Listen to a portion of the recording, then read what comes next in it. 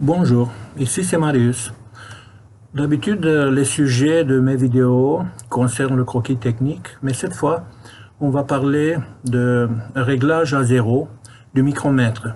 Parce que parmi les compétences du dessinateur industriel se trouve la prise des mesures.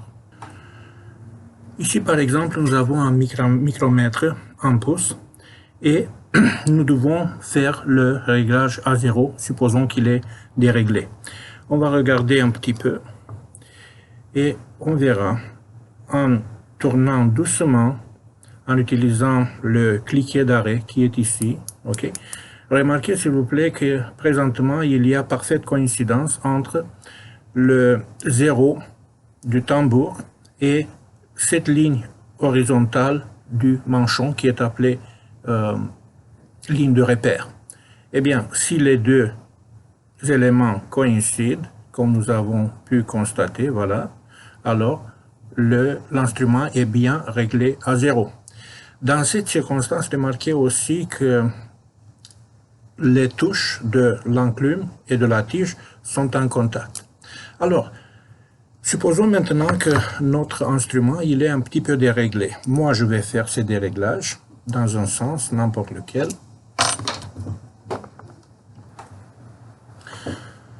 Donc, j'ai déréglé l'instrument. Maintenant, je rapproche toujours en utilisant le cliquet d'arrêt.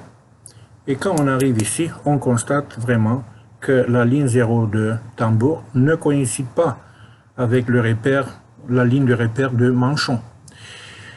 Alors, dans cette circonstance, une première conclusion est que nous devons faire le réglage à zéro. Et après ça, on constate que pour arriver à la coïncidence, je dois tourner le manchon qui est ici, je dois le tourner dans ce sens. Ça, c'est à retenir.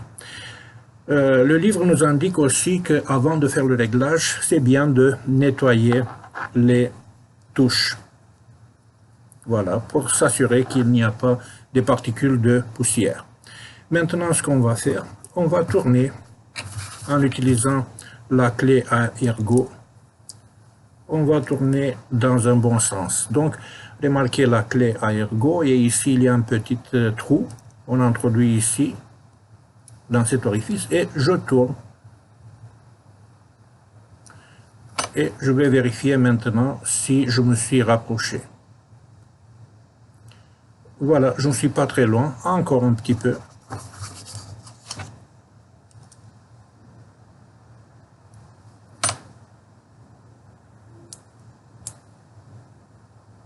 Et encore un petit peu, très peu cette fois.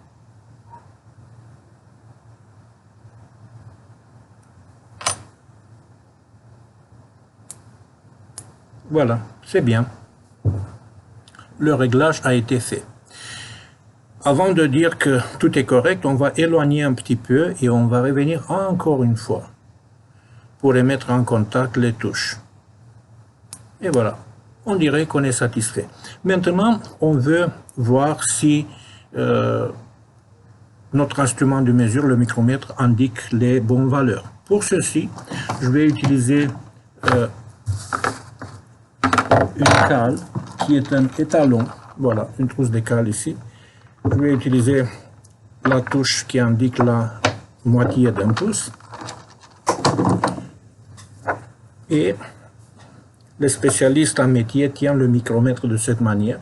Donc, sachant qu'elle doit avoir la moitié d'un pouce, voilà, je l'ai tourné jusqu'ici.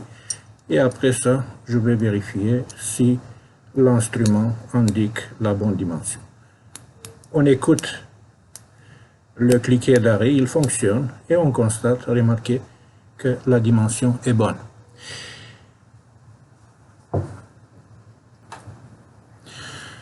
Maintenant, je vais vous montrer les erreurs qui peuvent arriver quand on fait la remise à zéro de l'instrument.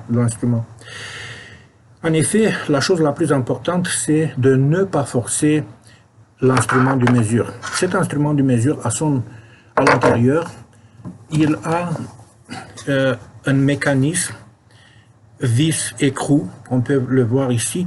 Il est très très fin, cet mécanisme, très sensible. Alors si on le force une fois, deux fois, trois fois, le micromètre ne donne pas des bonnes mesures. Alors, il faut le protéger bien. Et c'est à ce but qu'il faut toujours, quand on remet en contact les touches avec la pièce, utiliser le cliquet d'arrêt. Cette fois, je vais dérégler l'instrument. Voilà. Et après ça, je me rapproche. Et dès que je suis prêt, j'utilise seulement la clé à rocher.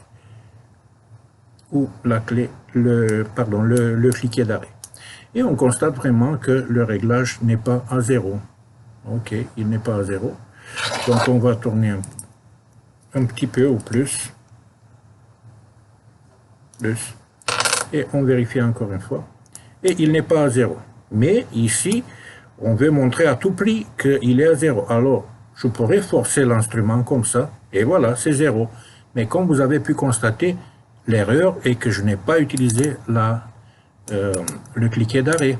Mais j'ai utilisé cette partie d'ici de tambour. Alors, le couple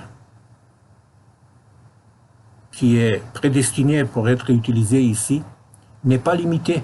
Je peux forcer plus si je veux, et comme ça je vais endommager le filet.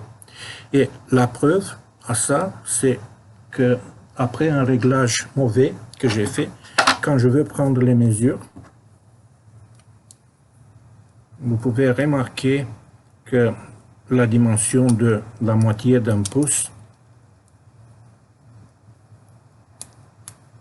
n'est plus la moitié d'un pouce. Vous pouvez remarquer, j'espère que c'est 0,01 pouce. L'autre erreur qu'on peut faire, c'est que au moment où j'utilise seulement le cliquet d'arrêt, je vais lui donner de l'inertie. Je fais comme ça. Et dans ces circonstances, remarquez, le 0 se rapproche beaucoup de ce que je dois avoir, mais ce n'est pas la manière correcte, parce que le filet reste encore forcé.